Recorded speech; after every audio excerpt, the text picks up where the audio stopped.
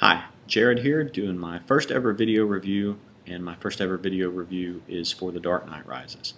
I've been watching my buddy Ford Sues do these video reviews for years, and Ford's reviews are really good. The only complaint that I think most people have about Ford's reviews is there's too much Ford in them, and so I felt like I could fill sort of a niche by also providing good reviews, but with 100% less Ford. The Dark Knight Rises, I went into this movie a little bit worried because I had enjoyed the first two films so much. When you know that it's going to be wrapping up, I'm always kind of hesitant to see how the director is going to do it, because after a while I developed my own kind of idea and vision of how it should end, and then I think a lot of times I end up being disappointed. That really wasn't the case here with The Dark Knight Rises. I felt like the ending was probably the strongest part of the film. Nolan really did a good job of wrapping up each character's story arc in a way that that felt true to the character. It was just satisfying. A lot of the stuff though leading up to that I had issues with. One of the biggest things that annoyed me about the film was just the pacing of the movie. You've got a 2-hour and 45-minute movie, and Nolan is trying to cram so much stuff in this movie. You're jumping around from Bane to John Blake to Bruce Wayne to Catwoman to Commissioner Gordon to back to Bruce Wayne to Batman. It's all over the place.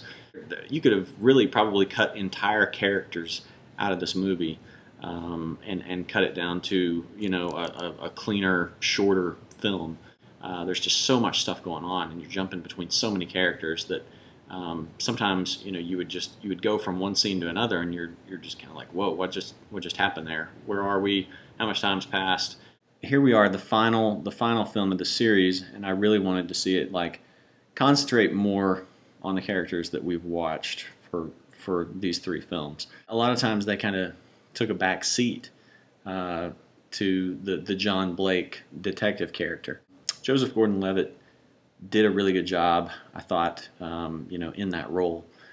But there was too much of him. Nolan made this character too smart, and the other cops too bumbling, just to try to sell the arc of the character and where he gets to at the end, and this idea that he could, maybe eventually turn into Robin or Batman or Nightwing or whoever he's going to go on to be. The other problem I had was just the believability of some of this stuff. Nolan's really kind of gone out of his way to make a realistic Batman series. Poison Ivy trying to take over the world with her plants. It's all very, based in about as much realism as you could have for a guy that's running around in a, dressed as a giant bat. But just like with sending every cop in the city down into the sewers, no one would do that. That's a bad plan. That's a really bad plan. This is what they have SWAT teams for. This is what they have the FBI for. They come out of the sewers 3.5 months later. They look like they went in 4 hours ago. They look fine. They look great.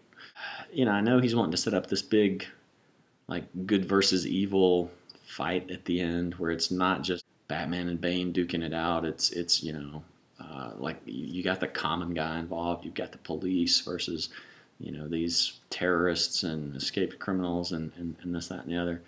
But there again, the realism just goes kind of out the window 10 seconds into that. They all have guns. The police have their handguns. These other guys look like they've got automatic weapons. So they run at each other. They fire off a few rounds. All of a sudden they're just screw it, let's just go hand to hand. You really didn't get a lot of Batman in this movie.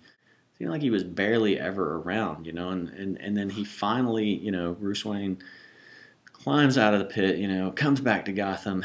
He's going to have this big showdown with Bane. You're like, yes, all right, he's finally got his act together. We're going to go in for the triumphant end. And then, oh, damn it, he just got stabbed by a girl. And that didn't make any sense. I didn't really care for that. You know what? This list this goes on for a while. I just had issues with the movie. If it wasn't a terrible movie, if Nolan hadn't made the other two as well as he had, I probably wouldn't have nitpicked this one as much. He set a bar with the other two, and I just didn't really feel like he met it with this one. There were things that I liked about the movie.